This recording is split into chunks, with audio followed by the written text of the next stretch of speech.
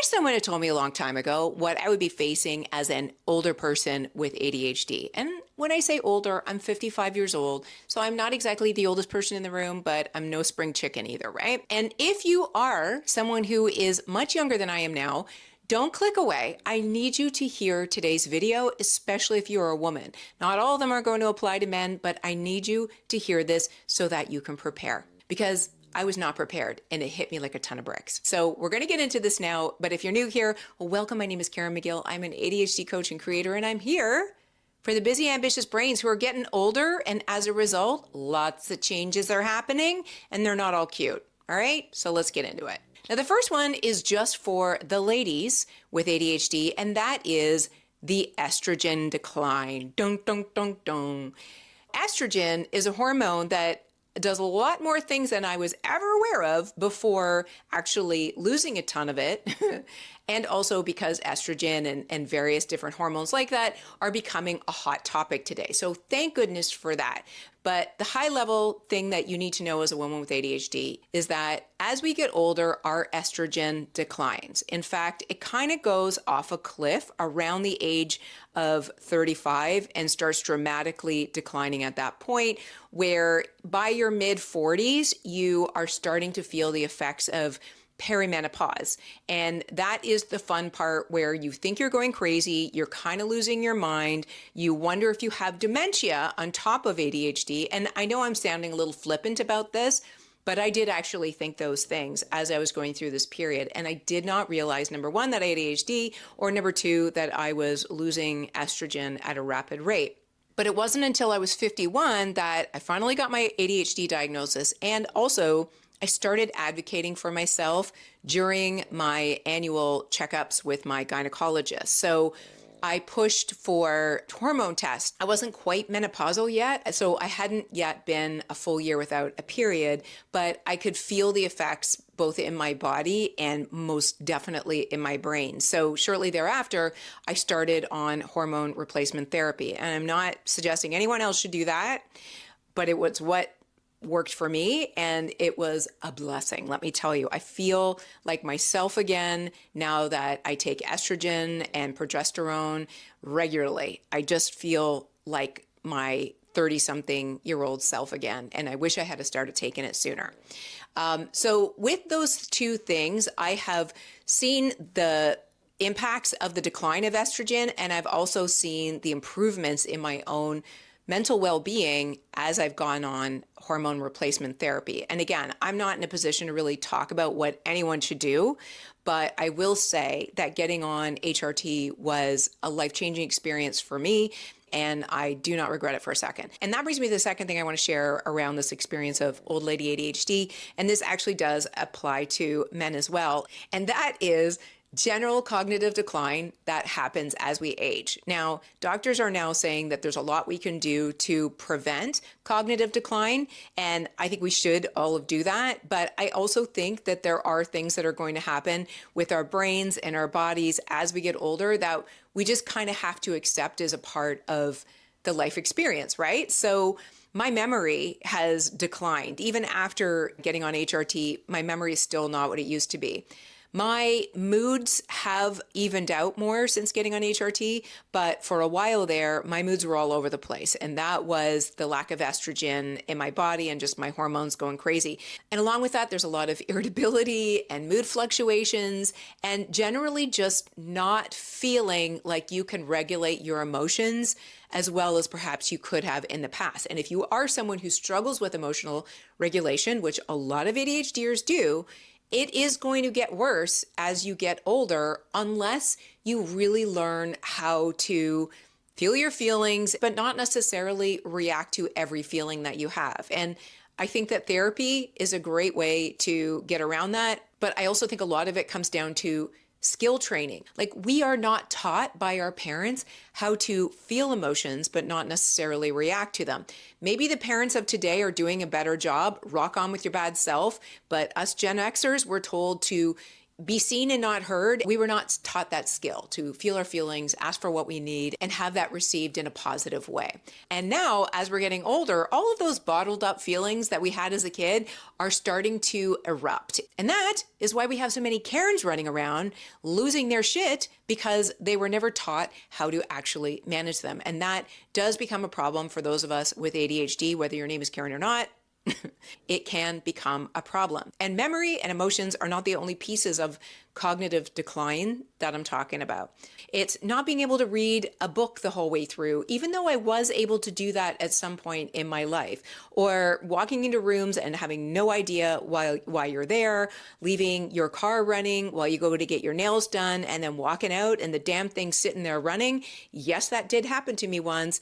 Those things start to pile up. And a lot of that is just getting older in general, but a lot of it is also about our ADHD, which may have gone away for a good portion of our adult life, but because of hormones and the added stress of getting older and all of the things that we've got to keep going in the air, it can really make those symptoms feel a lot worse. So if you are someone who's had ADHD your whole life and you've figured out how to manage it during your adult years, this is the point where you may need to relook at it again as a brand new experience and start rebuilding those compensatory methods in this later part of life, because the way you're going to experience it as an older person might be completely different than how you addressed it as a young adult. The third thing you need to prepare yourself for as it relates to old lady ADHD is that we all become a lot more of who we really are as we get older, which is both a beautiful thing because we become more authentic, our true selves, we take the mask off, we say what we mean, and we don't mince words as much,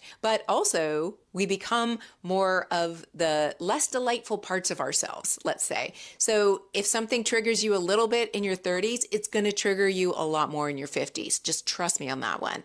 And the character traits that we don't necessarily love about ourselves might become more prevalent. Like we might become more impulsive with our words. We might become more harsh with our words. We might become more judgmental or petty, or just, assume that our way of looking at the world is the only way. And if you don't see things my way, then it's the highway, So we can start to become more of ourselves and at the same time drive the people around us crazy. So as we become more of ourselves and become more comfortable with who we are, we may also start to push people away inadvertently and on purpose. And as a result, we may find ourselves with a much smaller social circle, either by choice or by circumstance, which can lead to loneliness later in life. I can feel this in myself. I am both more myself than I've ever been, which is a beautiful thing, but I also have way less tolerance for the BS around me. And I'm not saying that I don't have my own fair share of BS. I do, I'm sure of it.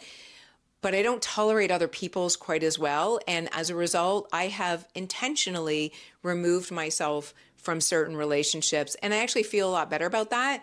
But also, I can find myself being petty or judgmental, mostly because I have more time to be that way.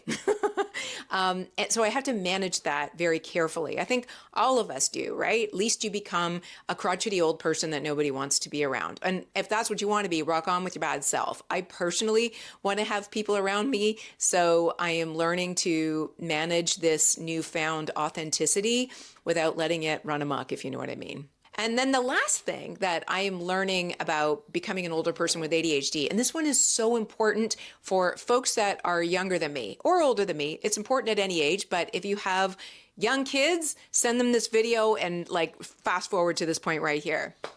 As you get older, you have to face the wrath of the decisions your younger self made. What do I mean by that? This is true of all humans, but specifically those of us with ADHD who probably matured a little bit later and had a few more years to make really dumb decisions. I'm speaking for myself here. If you were a smoker or you were a drinker or you were, somebody who ate a lot of junky food, if you made bad health decisions when you're younger, this is where you're going to start feeling the wrath. I definitely did all of the above when I was much younger in my 20s. I smartened up in my 30s, thank God, and I maintained healthy habits in my 40s, and I am enjoying my 50s because of it.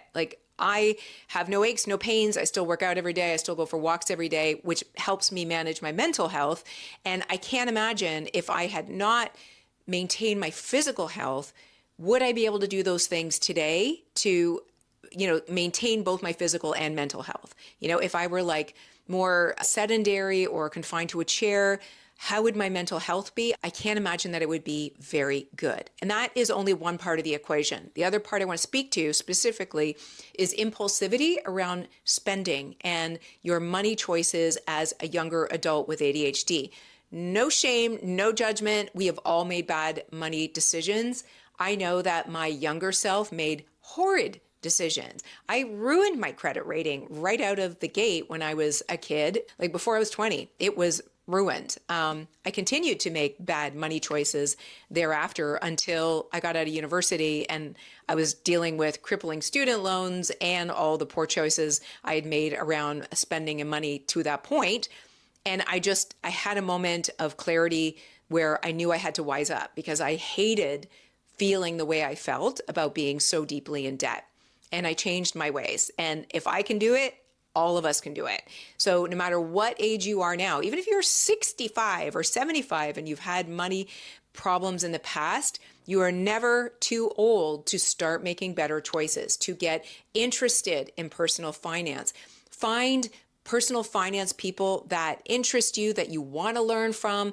I still follow millennial personal finance people today on social media because I like hearing their ideas. I also like hearing the ideas of people in my age group and those who are older. And that's a lot of why I'm sharing this today. I think this is such an important thing for all of us with ADHD because as you get older, like when you're 55, I will tell you, I am lucky that I have my own business because I have so many friends my age, some even a bit younger, who are being aged out of their full-time jobs. So they're being forced to take lower roles, lesser pay, having trouble finding new jobs because they're in their mid-50s. And ageism is an absolute thing. And if you haven't set yourself up financially for retirement, you are kind of foobarred. I mean, you're not completely foobarred. There's always a way to move yourself forward, but your options get less and less available. And you may be forced to leave work because you've got to take care of an aging parent or you have health issues yourself, in which case you've got to have the affordability for that decision to be made. So finance and health, the two most important things that you will do in your entire life to set yourself up for a decent aging experience as an older person with ADHD. So on that note, that's what I've got for you.